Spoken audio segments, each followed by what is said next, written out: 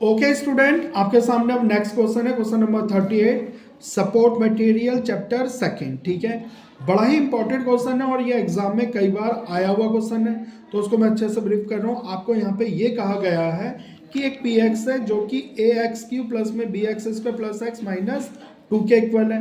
अब यहाँ पे ये कहा जा रहा है कि अगर मैं इसको, ठीक है, x प्लस 2 जो है ना, इस पी एक्स का क्या है, फैक्टर है। क्या है?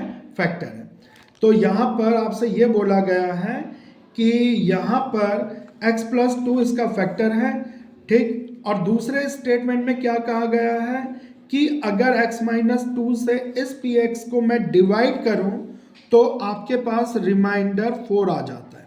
तो इसी कंसर्न को लेके चलते हुए क्वेश्चन को आगे सॉल्व करेंगे, तो जरा ध्यान से देखना, ए और बी फाइंड आउट करना है, तो एक एक करके सॉल्व करना। पहले फर्स्ट पार्ट के लिए, फर्स्ट पार्ट में आपसे कहा गया है कि x प्लस 2 इसका फैक्टर है। बच्चों जरा ध्यान से सुनना मेरी बात को, अगर कभी भी किसी पॉलिनोमियल का अगर कोई पॉलिनोमियल फैक्टर होता है तो हमेशा रिमाइंडर विल बी 0। तो वही चीज यहाँ पे लिखा गया है। यहाँ पे क्या लिखा गया है कि x plus 2 is a factor of p x, so remainder is 0। तो आपको px को 0 के इक्वल रखना है, तो px जो ये पूरी वैल्यू तो उसको 0 के इक्वल, और x प्लस 2 को भी 0 के इक्वल। 2 को तो लेके चले जाएंगे, माइनस क्या हो जाएगा, -2। अगर हम px में x की वैल्यू -2 रखेंगे, उसके बाद इसे सॉल्व करते हैं, -2 का क्यूब 8 है, ठीक है। अब फिर b -2 का स्क्वायर, देखो बेटा माइनस का स्क्वायर हो तो वो पॉजिटिव हो जाता है, तो ये 4b हो गया, 4b। अब यहाँ पे ये -2 और -2, ठीक है, -2 -4।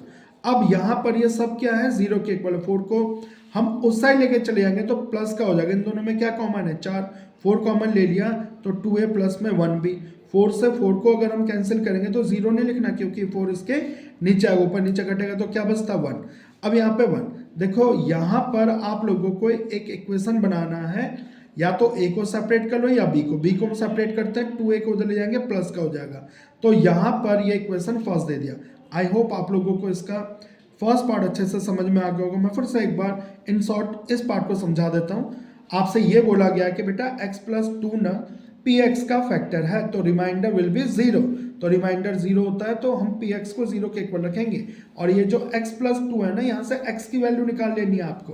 तो ये -2 आ गया, -2 को जैसे ही जहाँ जहाँ पर x है उसमें अप्लाई करेंगे, तो सॉल्व करते जाएंगे। अगर हम इसे हम अगर सॉल्व करते जाएंगे तो हम क्या देखते हैं कि आपके पास लास्ट में 2a plus B equals to 1 बच रहा है, ठीक है। हम 2a को उधर लेके चले जाएंगे तो b की वैल्यू 1 प्लस 2a आ गई। इक्वेशन फर्स्ट देना है।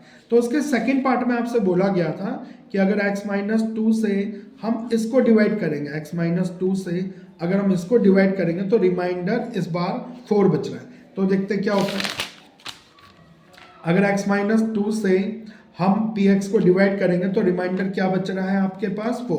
तो जो भी आपके पास px है इसको 4 के इक्वल रख देना है। अगर हम x की जगह वैल्यू रख दे 2, देखो क्योंकि x माइनस 2 0 था, 2 को इधर लेके प्लस का हो गया, ठीक है, माइनस का 2 अगर हम इधर लेके आ गए तो राइट हैंड साइड में लेके आ गए तो प्लस का हो गया। बेटा अब जहाँ जहाँ पर x है उसकी जगह आपको 2 रखना है, तो उसको बैलेंस करते हैं। तो यहाँ पर भी बैलेंस करने के बाद 2 का क्यूब करूँगा 8a, 2 का स्क्वायर करूँगा 4b, प्लस का 2 माइनस का 2, प्लस और माइनस कैंसिल हो गया बेटा, इक्वल्स 2 में 0। आपको ध्यान रखना है ये 4, सॉरी इक्वल्स 2 में 4, आपको ध्यान रखना है इक्वल में 4 जो है आपके पास, ये आपको गिवन है, आपसे साफ बोला गया है कि x माइनस 2 से अगर डिवाइड करते हैं रिमाइंडर क्या आ जाता है, 4। तो बैलेंस करने के बाद आपको क्या दिखता है, 2a plus b equals to 1। From equation first हम क्या देखते हैं, इक्वेशन फर्स्ट आपके पास 2a plus b equals to 1 था, तो इक्वेशन फर्स्ट में क्या, b इक्वल्स टू 1 प्लस में 2 है, तो b की जगह 1 प्लस में 2 है, 2a और 2a कितना हो गया आपके पास, 4 है, ठीक। इस 1 को उधर लेके चले जाएंगे, माइनस का 1 में से 1 गया 0 और ये 4, a बराबर क्या आ गया आपके पास 0। आप देख सकते हो a तो फाइनलाइज हो गया। अब a को आप इक्वेशन फर्स्ट में रख दो, इक्वेशन फर्स्ट था b 1 प्लस 2a, a की जगह 0 रखा, 2 को 0 से मल्टीप्लाई करा, 0, 1 प्लस 0 1, तो b भी आपके पास 1 आ गया, ठीक है बच्चों। तो आई होप ये क्वेश्चन आप लोगों को बहुत अच्छे से समझ में आएगा, बड़े अच्छे से प्रैक्टिस करना बेटा, क्योंकि बड़ा ही इंपॉर्टेंट क्वेश्चन है, ध्यान से देखना है, बिल्कुल अच्छे से आपको समझना है। और हाँ, सिर्फ वीडियो देखकर आपको संतुष्ट नहीं होना, सेटिस्फाई नहीं होना, वीडियो देख के समझ के आपको उसको रिटर्न वर्क में प्रैक्टिस में अपने नोटबुक में जरूर करना है। तभी क्वेश्चंस में आपके कहाँ पर बेसिक कैलकुलेशन खराब होती है या सही होती है उसका पता चल पाएगा। तो आई होप आप लोगों को इस टाइप के वीडियो कंटेंट के लिए हमारे चैनल को लाइक और सब्सक्राइब जरूर करना, और कमेंट में कुछ ये क्वेश्चंस आपको अच्छे लगे, इनके आंसर अच्छे लगे तो कमेंट में जरूर लिखना। Okay students.